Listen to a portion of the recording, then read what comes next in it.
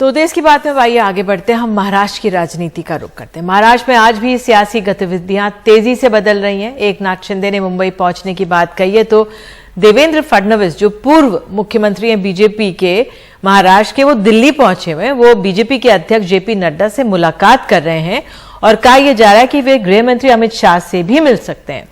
तो महाराष्ट्र के मुख्यमंत्री उद्धव ठाकरे जो इस समय हैं, वो उन्होंने आज अपील जारी की है। उन्होंने अपने विधायकों के नाम एक चिट्ठी लिखी है। उन्होंने कहा है कि आप पिछले कुछ दिनों से गुवाहाटी में फंसे हुए हैं, आपके बारे में रोज नई जानकारियां सामने आ रही है, आप में से कई संपर्क में हैं और आप आज भी मन से शिव सैनिक हैं।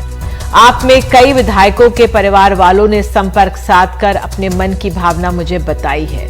शिवसेना परिवार के प्रमुख के तौर पर मैं आपसे कहना चाहता हूं कि अब भी समय गया नहीं है।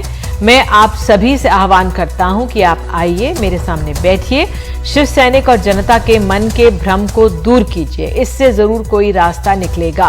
हम एक साथ बैठकर कोई रास्ता निकालेंगे। किसी के भी झांसे में आप मत आइए। शिवसेना ने जो मान सम्मान आपको दिया है वो कहीं और नहीं मिलेगा। सामने आकर बात करेंगे तो रास्ता जरूर निकलेगा। शिवसेना प्रमुख और कुटुंब के प्रमुख के तौर पर मुझे आज भी आपकी फिक्र है।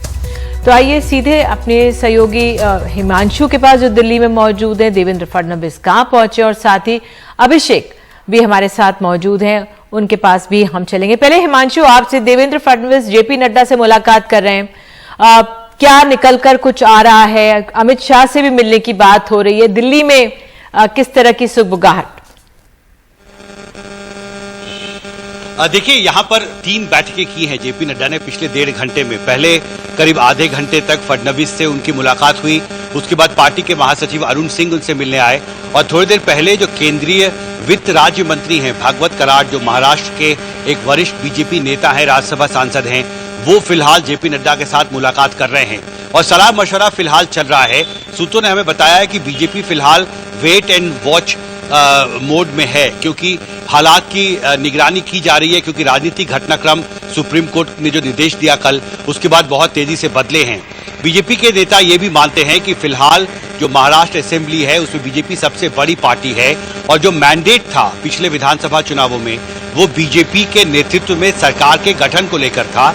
और क्योंकि जो नया गठबंधन बनाया शिवसेना ने हमें धोखा दिया है और साथ में जिस तरह से अलायंस वहां पर बनाया गया वो एक अननेचुरल अलायंस था, उसमें बहुत सारे गतिरोध, अंदरूनी गतिरोध हैं और उसी वजह से सरकार जो है वो अब गिरने के कगार पर है।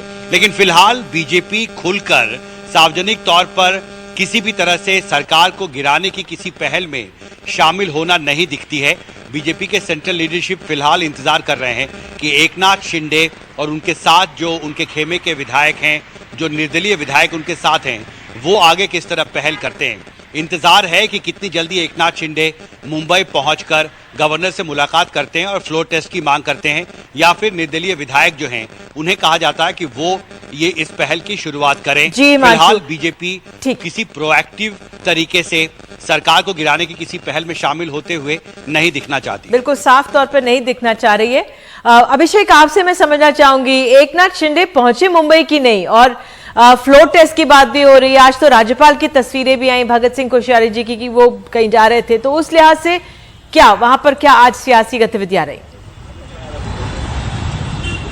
आज सियासी गतिविधियों में कुछ बड़ा नहीं है, कैबिनेट की मीटिंग हो रही है, लेकिन आज अमावस्या है जिसके चलते यहाँ पर सब कुछ आज रुक गया है।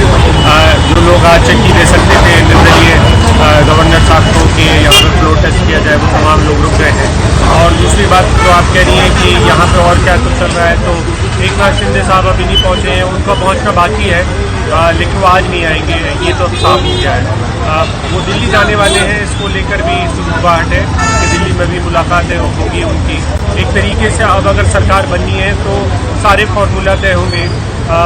जो कुल मिलाकर कैबिनेट की जो स्ट्रेंथ हो सकती है, ताकत हो सकती है, वो 43 के करीब हो सकती है अगर मैं सही हूँ तो। और जिसमें 2019 का अगर फॉर्मूला इस्तेमाल हुआ तो कितने नंबर मिल सकते हैं एकनाथ शिंदे समूह को, उनके कितने मंत्री हो सकते हैं, तो उनके साथ अगर कुल जमा 40 लोग भी गए हैं तो उसमें से सिर्फ 10 लोगों को ही कैबिनेट का पोर्टफोलियो मिल सकता है। तो यानी कि हर 4 विधायक पर 1 मंत्री मिलेगा।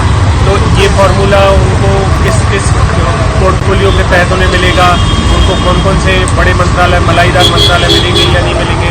अभी तक सेना के पास जो मलाई मंत्रालय थे वही कंटिन्यू रहेंगे कि नहीं रहेंगे, जैसे कि यूडी वगैरह। तो ये पेचीदा मसले हैं। सरकार अकेले किसी के बाहर चले जाने से अकेले सरकार नहीं बन सकती है महाराष्ट्र में या किसी भी राज्य में। असल मसला तो पोर्टफोलियो का भी है, किसको क्या मिलेगा, और वो उसके लिए तैयार है